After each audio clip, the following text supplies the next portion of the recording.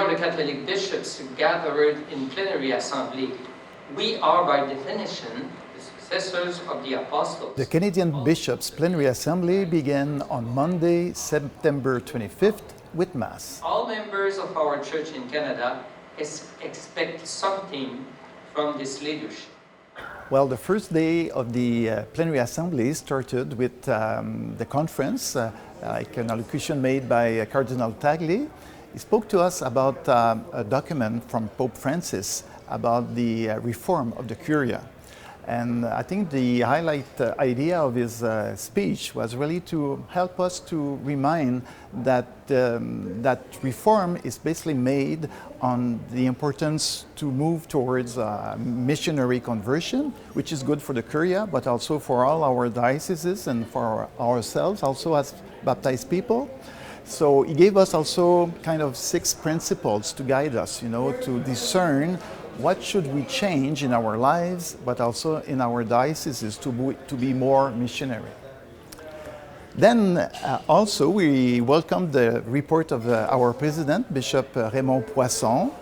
And so during his report, he shared with us the big work that has been made, especially with the indigenous people. Well, we have to think of course, of the visit of Pope Francis during the summer of 2022 and his apologies, that he gave, that was very helpful for us to continue to walk together towards reconciliation. And he also took the time to talk about the 4 pastoral letters that we wrote for our indigenous brothers and sisters. I'm thinking of the First Nations, Métis, Inuits, and also for the people of God in Canada.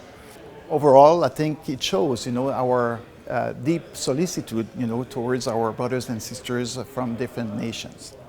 And so Bishop Poisson, as president, also mentioned the work that has been made for all the synodal process during the past year.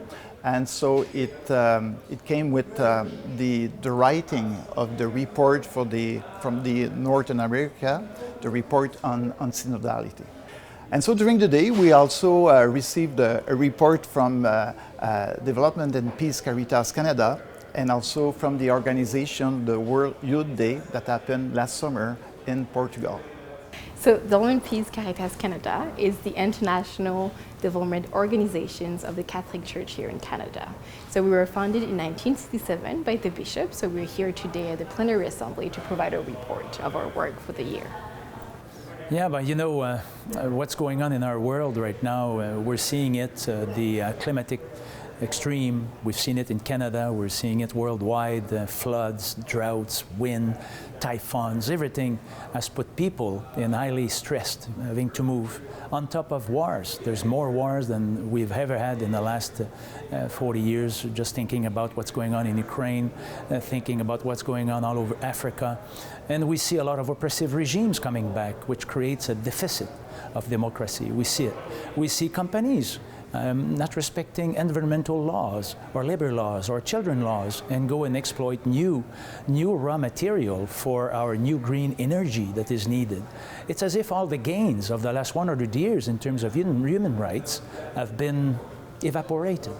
And so more and more in a society that really reject God and God's love, more and more we need it. We need God. And how that can be done is through organization like Development and Peace. Because each time that you give to Development and Peace, that you sign a petition that we ask people to support a group like in Honduras for this year, each time that you are part of educating your neighbor and yourself, then you're changing the world. You're bringing God's love into action. And that's what Development and Peace is. It's about God's love in action, reaching out to the poor, the oppressed, and the people that greatly needs that love. Some of the highlights of the report that we provided to the Bishop Plenary today is our work we do in humanitarian aid and development. We give them an example with Somalia, one project that we're having right now. Because Development and Peace Caritas Canada, we do work across the country in 40 countries, and we have 100 local organizations that we partner with them. So we'll be able to provide the reports to the plenary. And the second highlight is also to be able to talk about some of the work that we've been doing here in Canada. We are refreshing our mission, so we're going to make it more clear, our vision, mission, identity, our values, and our different approaches, so it's accessible to the public. So yeah, we'll be able to provide those highlights. We also had our 4 bishops who are part of the National Council provided a report in terms of the work that we do on National Council with the different committees that we have in place.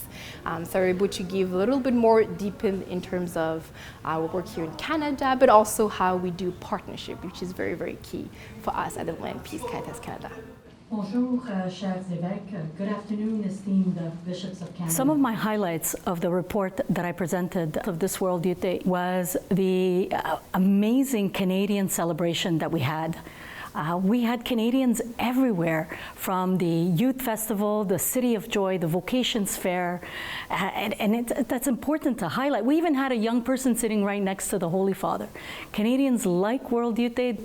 It can be a means to answering many of their questions about their faith, about their vocational journey. We have to think of the future generations, and we have to think about how the gospel of Jesus Christ can relate to the people of today.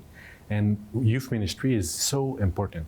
Myself, I've been involved for 25 years in youth ministry, and it's life-giving, it's demanding, but it's always full of joy and hope. One thing that I would like the bishops to know is that World Youth Day is really a place where the youth are able to connect the church that is on this earth.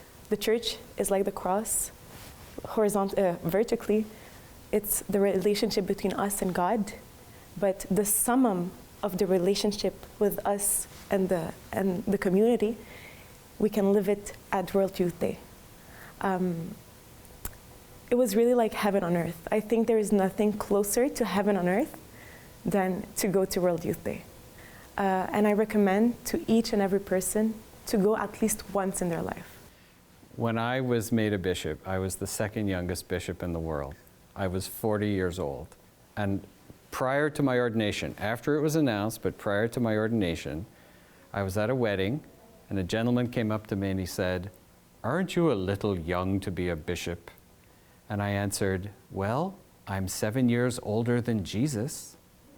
We forget how young Jesus was when he started his ministry, and those that he gathered were young. So why is youth important to the church? Because Jesus is important to the church, and he calls people of that age to have that fire and to be part of his mission. Young people need to see the bishops close to them. I was very happy about the participation and the availability of the bishops in Lisbon. As of the result of this World Youth Day, we will be participating in the Jubilee in Rome. We will be hopefully, getting a nice delegation going to Seoul. But before that, we need to be investing more and continue to invest more in youth ministry locally, in young adult ministry locally. And that includes rediscovering the value of Diocesan World Youth Day, which has moved from Palm Sunday to Christ the King. And it can serve as a great catalyst for young adult ministry.